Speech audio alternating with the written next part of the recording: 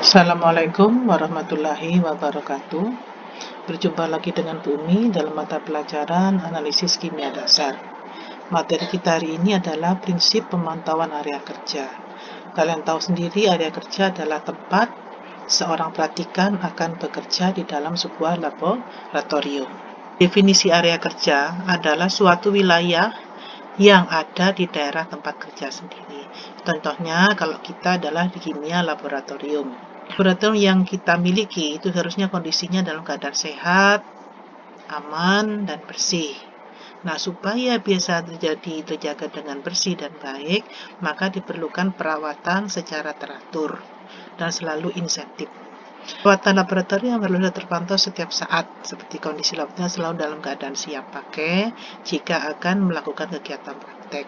Untuk itu, setiap siswa ataupun siapapun yang akan masuk ke dalam suatu praktikum, maka dalam keadaan bersih lab yang akan kita lakukan.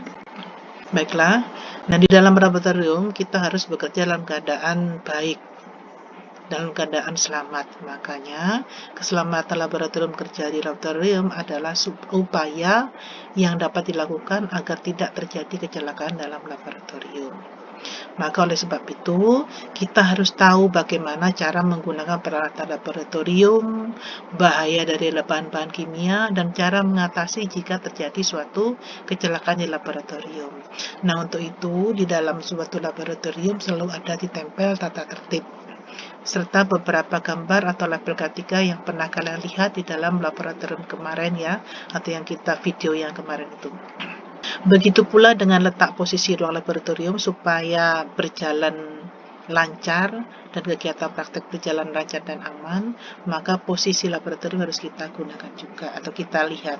Nah, di sini ada beberapa contoh desain laboratorium kimia. Yaitu yang pertama, kalian lihat posisinya ya. Di situ ada 6 meja untuk siswa dan 1 meja untuk guru. Kemudian di situ ada ruang alat dan ada pula ruang persiapan untuk kegiatan laboratorium. Kemudian ada pintu masuk, ada pintu keluar, ada pula pintu darurat. Bisa kalian cek ya. Kemudian yang kedua, ada lab tata ruang yang tetap sesuai dengan ISO standar. Kalian lihat di situ.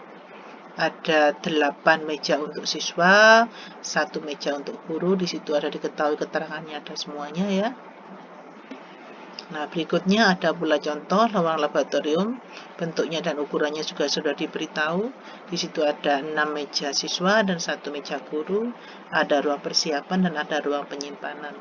Pada prinsipnya, dalam suatu laboratorium selalu ada ruang persiapan, ada ruang penyimpanan, dan ada meja untuk siswa atau praktikan bekerja. Nah, di sini juga ada. Nah, kalian lihat hampir sama semua yang Ibu berikan ya. Ada pintu masuk, ada pintu keluar, ada papan tulis, semuanya ada. Mirip dengan video yang Ibu sampaikan minggu yang lalu. Nah, di sini mengapa keamanan laboratorium itu penting? Antara lain yaitu untuk mencegah dampak buruk dari bahan kimia berbahaya. Yang kedua, khawatir terjadi paparan organisme penyakit dan lain-lain di laboratorium. Yang ketiga adalah supaya bahan peralatan laboratorium jika tidak ditangani dengan benar.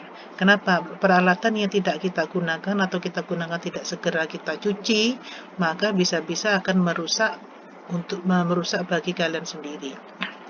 Nah, tujuan pelatihan keamanan laboratorium, jadi siswa itu kalau bisa diajari bagaimana mengatasi pelatihan keamanan laboratorium. Jadi, bagaimana supaya laboratorium itu terdapat program laboratorium yang tertulis, peralatan keamanan, peralatan perlindungan diri, dan perhatian keberanian terhadap peralatan. Peralatan keamanan, di situ kalian bisa baca, tersedia peralatan sesuai, adanya pelatihan, pemerintahan bagaimana dan kapan menggunakan peralatan dengan tepat, kemudian pemeliharaan dan penyimpanan alat yang diperlukan.